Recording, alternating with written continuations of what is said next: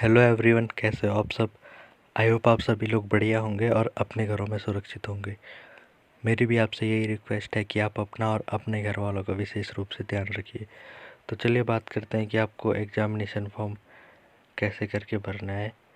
तो सबसे पहले जो यूनिवर्सिटी की दूसरी वेबसाइट है उसको ओपन करिए, जो कि है online.hnbgu.ac.in। जैसे आप इस पर क्लिक करोगे तो ऐसी ओपन होगी वेबसाइट, और जो सबसे ऊपर से होगा CBCS एग्जामिनेशन सिस्टम 2020 बैच, आप उस पर क्लिक करिए। तो यहाँ पर जैसा लिखा हुआ आ रहा है कि आपको रजिस्ट्रेशन करने की ज़रूरत नहीं है, आपको सीधे अपना यूज़र आईडी और पासवर्ड भरना है और लॉगिन करना है।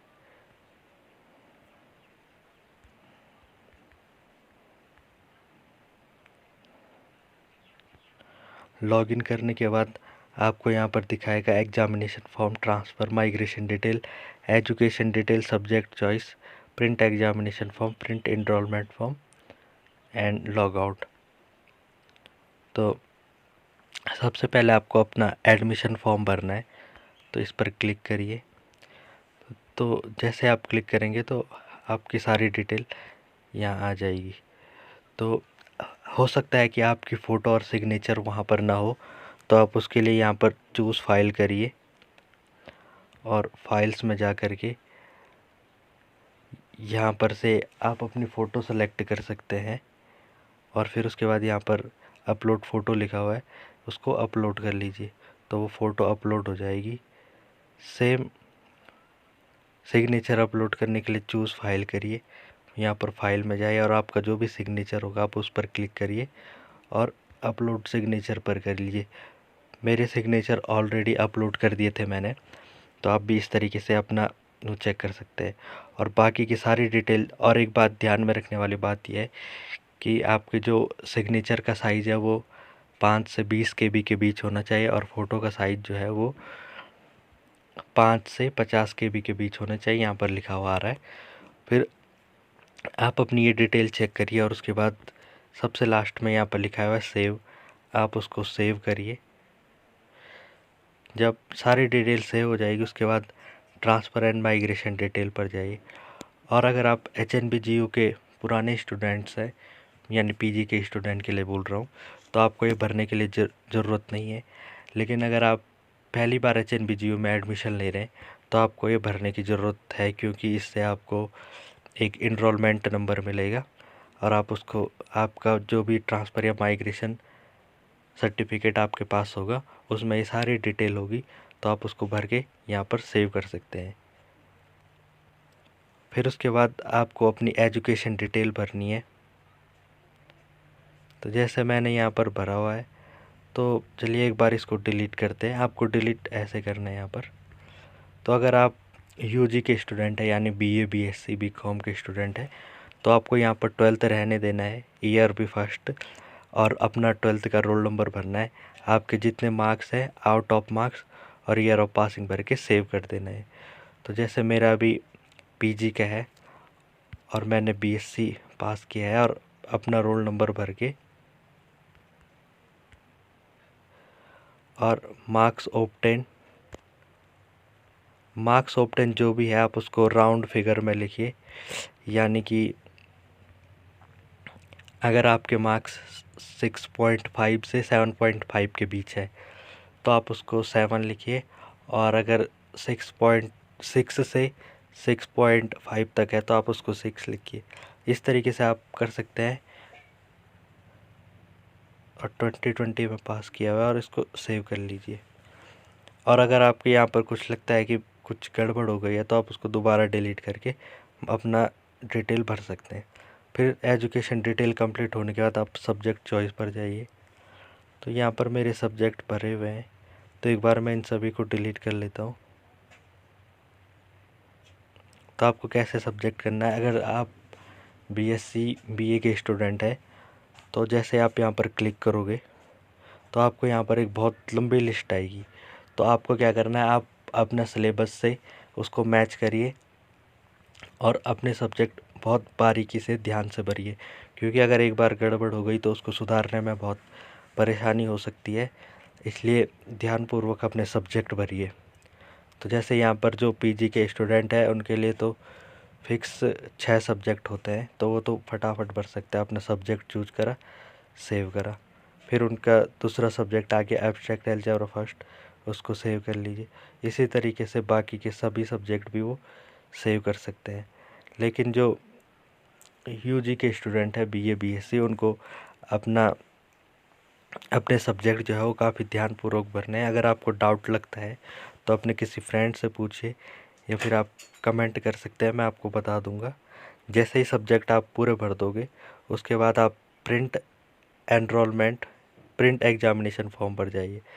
फिर उसके बाद आप यहाँ पर अपनी सभी डिटेल चेक कर लीजिए, और अगर आपको सभी डिटेल ठीक लगती है तो सबसे लास्ट में यहाँ पर पेमेंट लिखा हुआ है, आप पेमेंट पर क्लिक करिए। तो देखिए जैसे यहाँ पर कुछ भी रुपए नहीं दिखा रहा है, ब्लैंक दिखा रहा है, तो घबराने की ज़रूरत नहीं है। आप एक बार बैक करिए और यहाँ पर ये 3 डॉट है, यहाँ पर से इस साइट को रिफ़्रेश करिए और कंटिन्यू करिए। एक बार साइट रिफ़्रेश हो जाएगी उसके बाद आप दोबारा पेमेंट पर क्लिक करिए और देखिए यहाँ पर फ़ीस आपकी बता देगा कि इतनी फ़ीस है। फिर यहाँ पर करिए कंफर्म पेमेंट।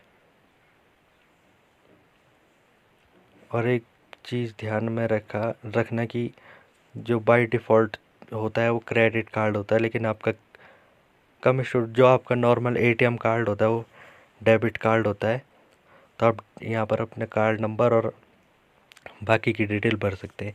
अगर आपका नेट बैंकिंग है तो आप उस हिसाब से अपना सिलेक्ट कर सकते हैं। जैसे मेरा डेबिट कार्ड है तो मैं अपना कार्ड नंबर और बाकी की डिटेल भर के अपनी फ़ीस पेमेंट करता हूँ। तो एक चीज़ ध्यान में रखना आप ये बात कि जब आप फ़ीस पेमेंट करोगे तो हो सकता है कि कुछ देर लग जाए साइट में, क्योंकि कभी कभी टाइम लगता है। तो आप उसको रिफ़्रेश न करिए, वहाँ पर आपको रिफ़्रेश नहीं करना है, थोड़ा देर वेट करना है। क्योंकि अगर वहाँ आप रिफ़्रेश या फिर बैक करोगे तो हो सकता है कि आपका ट्रांजैक्शन अटक जाए, प्रॉब्लम, आपके रुपए कट जाएंगे लेकिन आपकी फ़ीस रिसिप्ट शो नहीं करेगा। इसलिए आप वहाँ पर जल्दबाजी न करें। तो मैं आपको अपनी फ़ीस सबमिट करने के बाद बताता हूँ।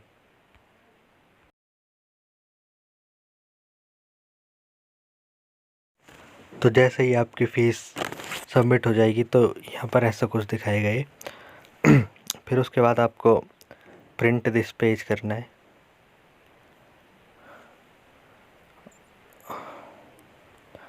और सेव कर लीजिए आप इसको जिस तरीके से भी आप सेव करना चाहें। और ये आपकी गैलरी में या फिर आपके जो गैलरी में नहीं, आपका जो फाइल मैनेजर है आप वहाँ सेव हो जाएगा। उसके बाद आप दोबारा से वेबसाइट पर जाइए, तो लॉगिन करना पड़ेगा आपको फिर से। तो लॉगिन करने के बाद आप देखेंगे कि आप अपनी फ़ीस रिसिप्ट अगर आप वहाँ पर डाउनलोड नहीं कर पाए तो आप यहाँ पर इस पर क्लिक करके दोबारा उसको डाउनलोड कर सकते। देखिए यहाँ पर ये फिर से आ गया।